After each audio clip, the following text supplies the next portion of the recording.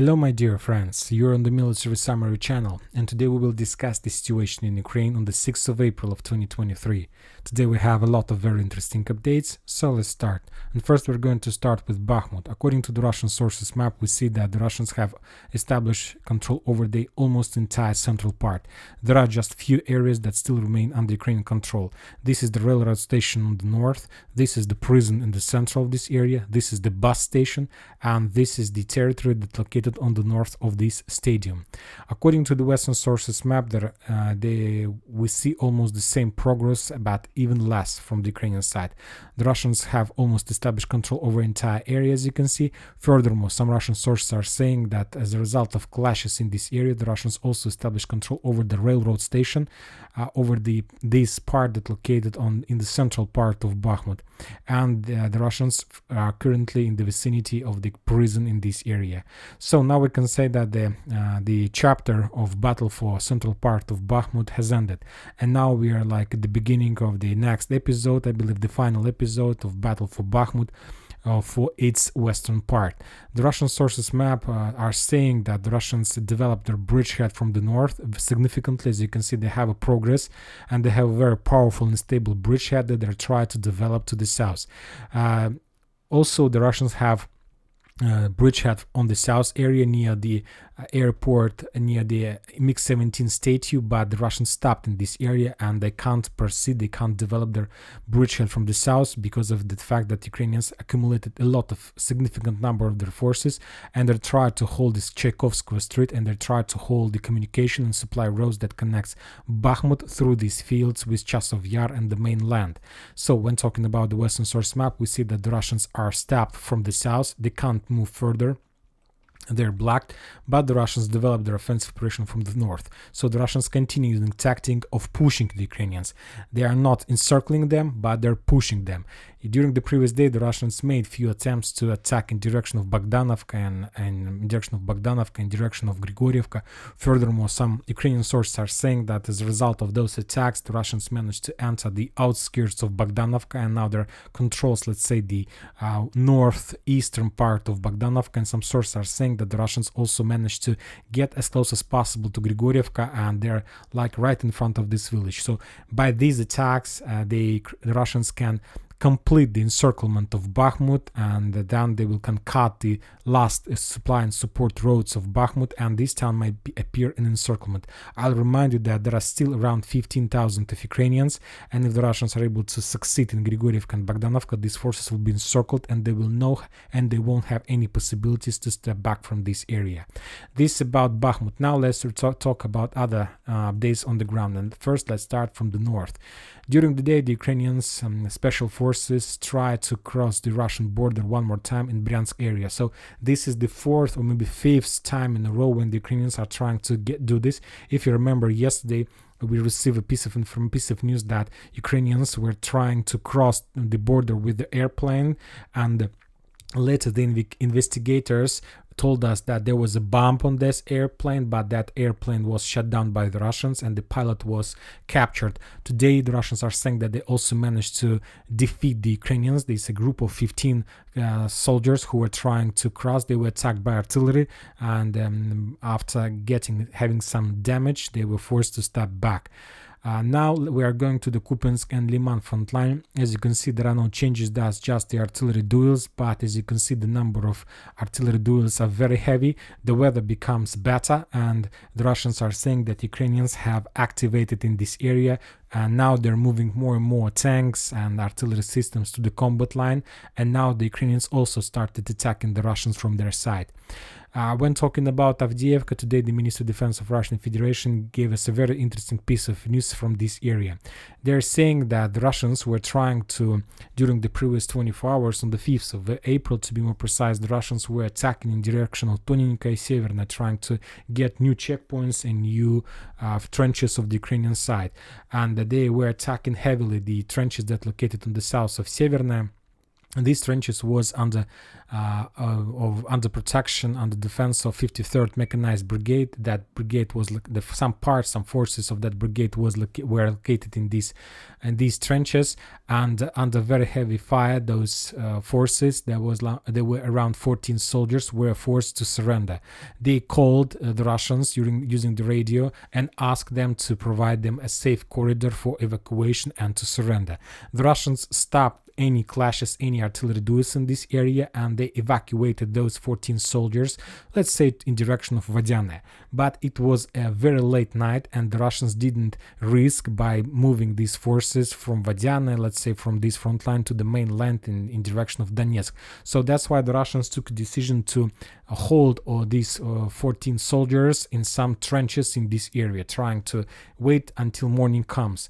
The Russians are saying that situation was discovered by the Ukrainian commanders, and they took a decision to attack their own Ukrainian forces with artillery. The Russians are saying that Ukrainians used around 300 mines when attacking the trenches where their own 14 soldiers were located, and as a result of attack, friendly fire from the Ukrainian side, those 14 soldiers were killed. Now let's talk about South Donetsk and Ugledar area. As you can see, there are very heavy clashes as well. There are very heavy artillery duels in this area, but without any changes on the ground.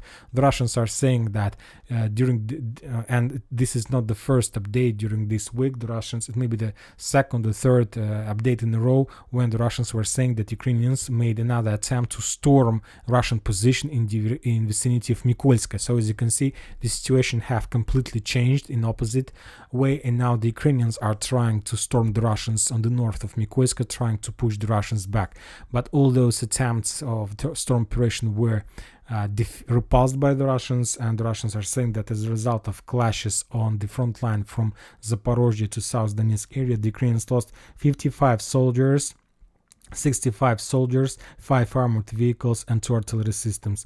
Furthermore, the Russians are saying that during the previous 24 hours, during all those attacks, there was a first confirmed case of destroyed armored vehicle, Bradley armored vehicle. So that was the first case, and exactly the South Donetsk and Zaporozhye area is the area where the Ukrainians were using this type of units. The Russians are saying that they continue artillery duels in Kherson front line. The Ukrainians lost 20 soldiers, 2 armored vehicles, and 1 artillery system Akatsiya on this front line. Now let's talk. There are a lot of changes on the deployment map, and we need to discuss them because they're very important. And first, let's start with the north. And the thing is that the Russians, the deployment map is saying that Ukrainians moved their 3rd Tank Brigade to the border with Belgorod and Belgorod region. So this is a very interesting and very fresh update, and this update gives a lot of thoughts and a lot of things to discuss. For example, now, what is the reason of deployment of the 3rd Tank Brigade in this area? There are at least few possible things. Maybe the Ukrainians are planning to reinforce their positions on the Kupiansk and Liman front line for further and final attack in direction of Svatovo. Let's say this attack. This is the first reason why the Ukrainians could deploy this brigade in this area. And the second solution, and I believe that this is much more smarter solution in comparison with the attack in direction of Svatovo, is to attack the territory of Russian Federation in direction of 2 towns like Uzarova and Vailuki. As you can see, this is like a very powerful, a very important logistic hub in this area that the Russians using the railroad to supply and support LPR, Starobilsk, and the entire LPR Republic. So this is a smarter solution, and maybe that deployment of that tank brigade in this area is exactly for these purposes.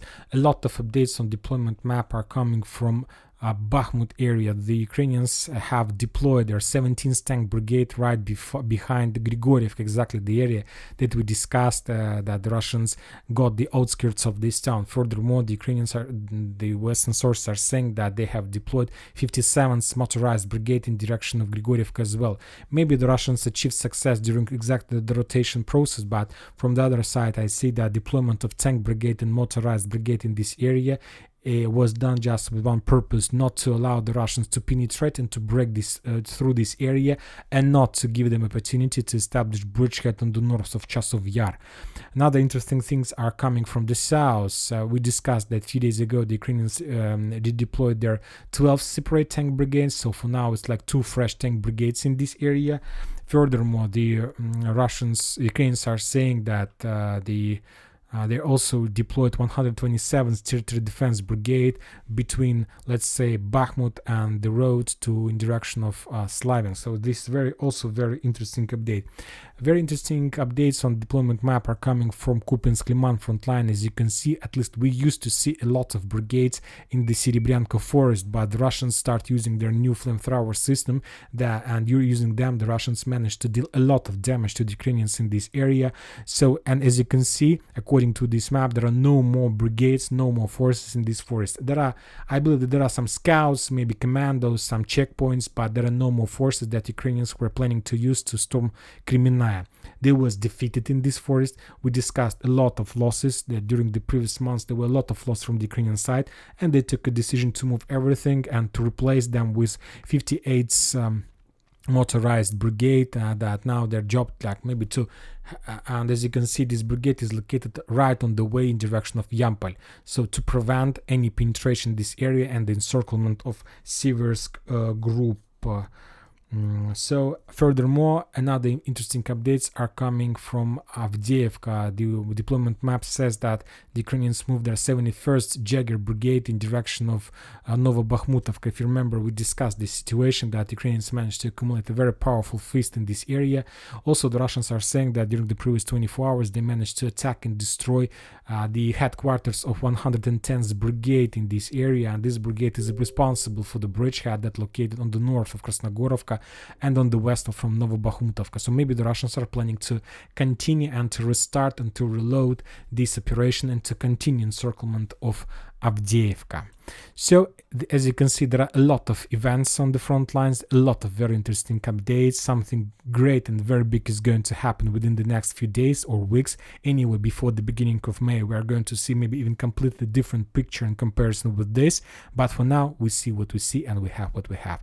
And that's it for today. Military Summary channel reminds to condemn any violence in Ukraine. Thank you for your watching. Subscribe to my channel, put your likes, join my Patreon, and have a good day. Bye bye.